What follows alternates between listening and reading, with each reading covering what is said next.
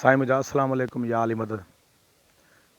मां अॼु अचां पियो, अॼु तारीख़ आहे 6/9/2020।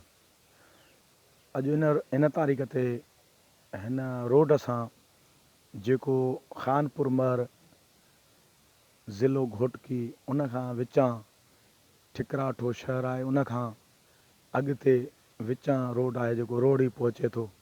उन रोड सां ईंदे सुबुह जो पहर हुयो ऐं सोचियुमि त का नेरनि कंहिं अहिड़ी ओताक ते कजे जिते सुञाणू माण्हू न हुजनि, अणसुञाणू जो ओताक ते लड़जे।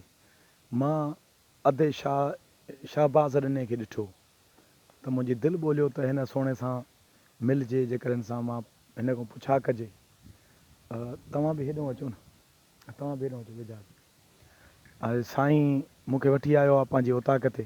हीअ हिकिड़ी भिट आहे जंहिं ते घर आहे, हीअ ओताक आहे, साम्हूं ओताक आहे। ऐं हीअ जेको आहे साईं जो कुकड़नि जो फार्म आहे। हीअ तॾो हिननि खे पंहिंजो आहे, अलाह जी ज़ात हिननि खे अता कयो आहे। हेठां हे खॿड़ आहिनि, हीअ छाऊं आहिनि, हे वण आहिनि, हिननि जे हेठां विहारे हिननि असांखे मूंखे मानी खाराई आहे। ऐं मुतालबो मुंहिंजो इहो हुयो त लस्सी सां मानी खारायो। ऐं अधे शाहबाज़ हिननि जा लख थोरा एहसान, ऐं अॻिते जे लाइ ॼण मूंखे बि पंहिंजो घाटो दोस्त करे छॾियईं। ऐं हीअ अधो जेको आहे, हीअ माण्हू जेको आहे, हीअ तव्हां ॾिसो था, हीअ भाउ ऐं इन तव्हांजो नालो छा आहे? अली गौर अधे जो नालो आहे। साईं शाहबाज़ ॾिन जो भाउ आहे। ऐं तव्हांजो नालो छा? सिक्की लधो नालो आहे, सिक्की लधो। इहो सिंध में नाला इहे ॾाढा सुहिणा नाला, सिक्की लधो, सॼणो, पिरी प्यारो, इहे नाला। त जो मुंहिंजो आवाज़ु वेठल आहे न त साईं जन खे महफ़िल भरपूर ॿुधायां हा। ऐं ईअं सम्झो त अॼु खां अॻिते हीअ ओताक मुंहिंजी जंक्शन स्टेशन थी वई। ऐं मां जॾहिं बि हिन रस्ते सां ईंदुमि तॾहिं साईं जन ॾे ज़रूरु लड़ंदुमि।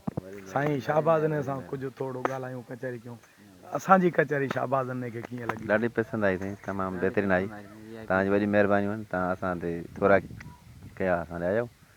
तव्हांजी पंहिंजी ओताक आहे साईं, जंहिं महिल बि तव्हांजो गुज़र थिए महिरबानी करे असां वटि पिया अचिजो। तव्हांजी मामला थींदा पिया हिते असां सां। शाहबाज़ न, मां नेट ते थो चवां तव्हांखे त मुंहिंजी दोस्ती तव्हां सां थी वई। ऐं शिकारपुर जॾहिं बि अचो त मां गुनाहगार जी ग़ुलामी क़बूल कजो, ज़रूरु अचिजो। अचणु छो त ईंदासीं। वॾी महिरबानी संगत, पीर प्यारा ॿुधण वारा ॾिसण वारा। ख़ुदा हाफ़िज़, इनशाला वरी ॿिए वीडियो में गॾु।